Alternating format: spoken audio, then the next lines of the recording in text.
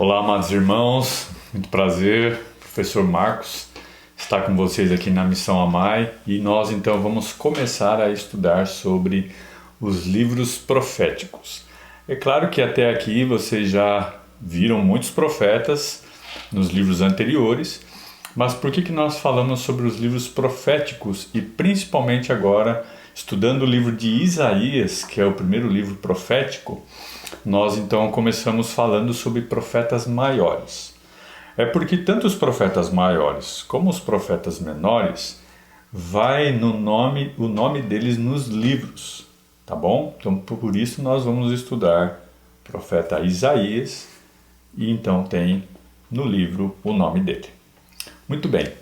Isaías, ele na verdade relatou tudo que nós vamos estudar 150 anos antes de tudo acontecer.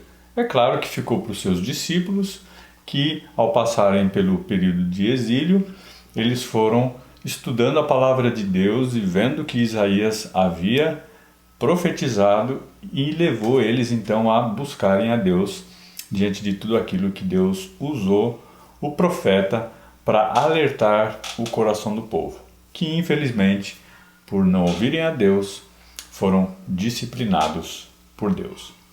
Muito bem. Isaías, ele tem no seu livro o seguinte, ele é um homem usado por Deus, aonde no período em que ele viveu, ele pôde, pelo menos durante 40 anos, exortar o povo de Deus, mas só que ele sabia da missão em que ele tinha. Que quanto mais ele pregasse a palavra de Deus, Deus ia endurecer o coração do seu povo. Então eu fico imaginando você aí no seu ministério, você aí na sua vida cristã, aonde você tem o chamado de Deus nesse mundo de pregar o evangelho, e você está sendo bíblico, teológico, e você percebe que não há mudanças, há dureza de coração.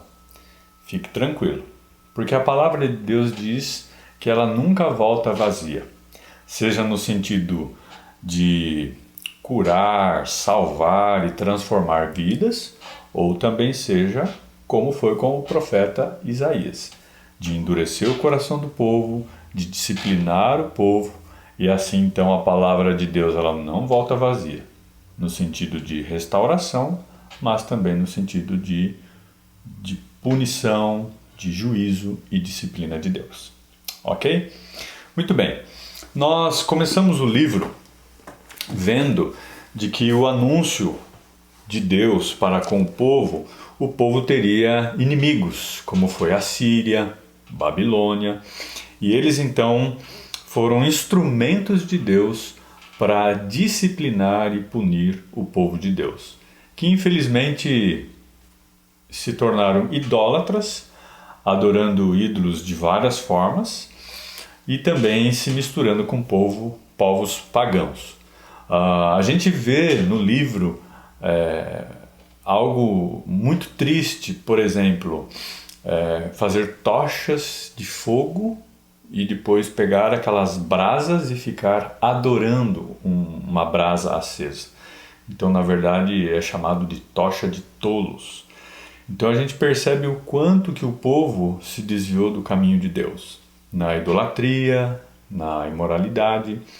E quando a gente olha para o início do livro, capítulo 6, por exemplo, que Isaías é chamado para Deus para cumprir essa tarefa, essa missão, nós percebemos do capítulo 6, do verso 1 em diante, de que antes que eu me disponha para servir a Deus no meu ministério, eu tenho que entender o seguinte: antes do eis-me aqui, deve haver o quê? Ai de mim, Senhor, que é o que o profeta reconhece diante da glória de Deus. Ai de mim, e depois, eis-me aqui. Em segundo lugar, antes de eu ter a visão do povo de Deus, do trabalho que eu tenho que fazer, eu tenho que ter a visão correta de quem é Deus, daquilo que Ele lhe apraz em obedecê-lo, em servi-lo, principalmente sendo um instrumento limpo, santificado. Então eu preciso ter a visão de Deus e depois a visão do povo dele. Em terceiro, o capítulo 6 vai trabalhar também de que antes de eu servir o povo, eu preciso então estar pronto. Não só limpo, mas também com conhecimento bíblico, com poder dar os aconselhamentos, os discipulados diante da Escritura. Então eu preciso conhecer a Bíblia para eu poder ensinar para o povo. E é o que a gente está fazendo. Então o livro de Isaías trabalha bem essa questão de que Deus está disciplinando o coração do povo. O versículo-chave que a gente vai encontrar aqui no livro, apesar de termos também a palavra-chave, em todos os livros a gente vai trabalhar isso, eu vou deixar aqui para nós o versículo-chave que está no verso 1 do capítulo 11. Capítulo 11, verso 1 diz assim: Do tronco de Jessé sairá um rebento, e das suas raízes um renovo. Nós entendemos com esse versículo-chave o seguinte, de que Deus, ele tem que podar, ele tem que corrigir o seu povo. Na verdade, ele vai destruir o seu povo, como o leão da tribo de Judá, para que esse povo possa aprender que Deus ama, mas ele também o amor dele é duro, é severo, e que esse amor firme, que é incondicional, vai fazer com que eles sejam lapidados. E quando fala aqui o versículo do capítulo 11, verso 1, que vai ficar só o toco, vai surgir um rebento, um broto. Quem é esse broto? É o que ele diz no capítulo 55, ou melhor, no capítulo 53, que é o Messias prometido, que é Jesus que será esse broto, que vai surgir, que vai nascer e que vai frutificar, e é ele que vai até a cruz do Calvário, é ele que vai trazer esperança para Israel, e é ele então que vai salvar o povo prometido. Então nós temos esse capítulo 11, verso 1, que é o versículo-chave, e a palavra-chave no texto do livro de Isaías é a palavra disciplina. Não esqueçam, é a palavra disciplina. É Deus tratando do povo no ministério que Deus separou para Isaías. Muito bom, então nós temos aí do capítulo 1 até o capítulo 39, essa direção aonde Deus usa o profeta, deixando esse legado para os seus discípulos, para que eles estejam firmes, esses remanescentes, para então levar o povo de Deus nessa disciplina à obediência a Deus. Agora nós entendemos também que essa rebelião do coração duro do povo de Deus sendo punido pelos inimigos da Babilônia e os assírios, continua e começa do capítulo agora 40 até o capítulo 66, aonde esse pecado no coração do povo é tratado, assim como Deus faz com a gente. E é bem interessante nós pensarmos o seguinte, ainda que as pessoas não saibam do nosso pecado, ainda que o pastor, os líderes da igreja não saibam o que você está fazendo de errado, Deus sabe. E Deus age assim conosco, como um pai, como um amigo. Ah, você endureceu seu coração diante desse pecado? Você continua como um cristão em desobediência a Deus. O que Deus vai fazer? Ele fala, tudo bem, você endureceu seu coração, agora é a minha vez de endurecer o seu coração. Foi o que Deus fez com o povo de Israel. E quando Deus endurece o coração do homem, Deus fará desse homem um inferno. Porque Deus vai tratar como pai, e o pai disciplina o seu filho. Então, nós entendemos de que um filho de Deus em desobediência, em rebeldia, ele vai viver uma vida pior do que o incrédulo. Ou Deus leva ele logo para si, para não envergonhar o seu nome diante de um mau testemunho, ou Deus vai disciplinar. E ele é expert em fazer isso. Nós temos relatos, a gente vai ver em outros livros, principalmente falando sobre Nabucodonosor, por exemplo. Deus puniu o coração desse homem ao ponto dele virar um animal. E quando Deus o restituiu o juízo, porque só Deus pode depois amolecer esse coração novamente. Deus então disciplina o filho que ama, e quando ele restitui o juízo, ele passa a obedecer a Deus. Então começa a surgir algumas perguntas no livro. Será que eu vivo em disciplina por Deus, para Deus? Será que eu tenho conseguido ouvir a voz dele e obedecido? Será que eu tenho tido uma vida de bênção e não de maldição?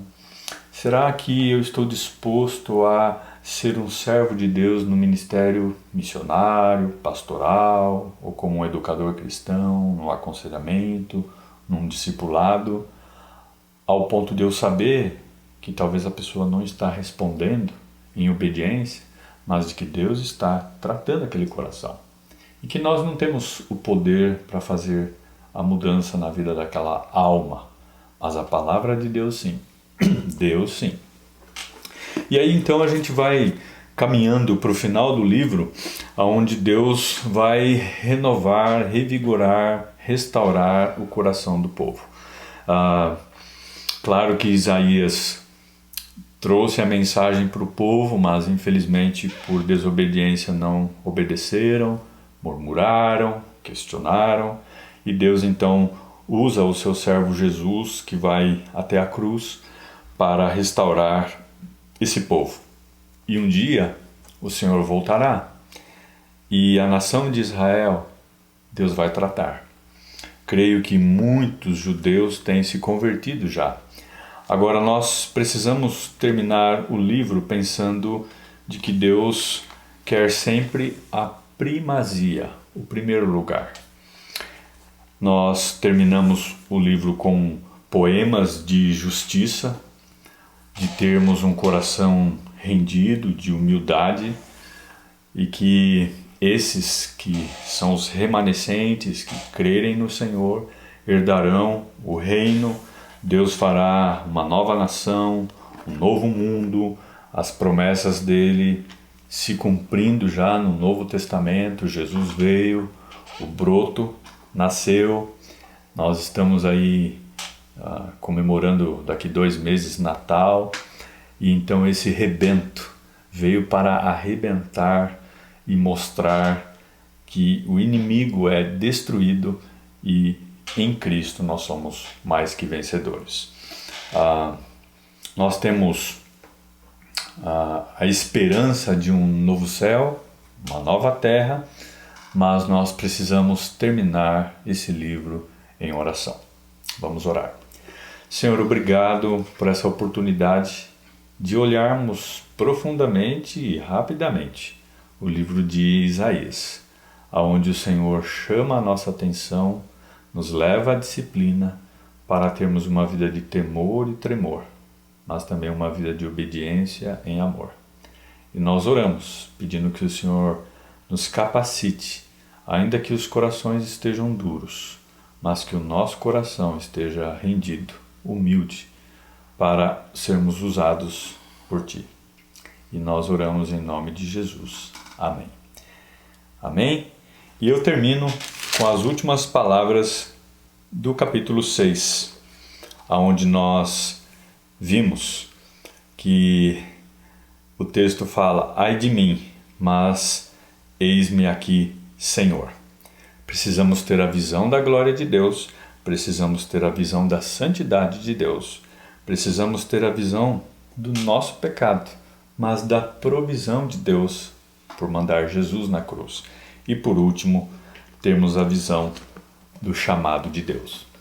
Ele chama você, e você, depois de dizer: ai de mim, Senhor, eis-me aqui, estamos juntos nessa missão. E Deus o abençoe.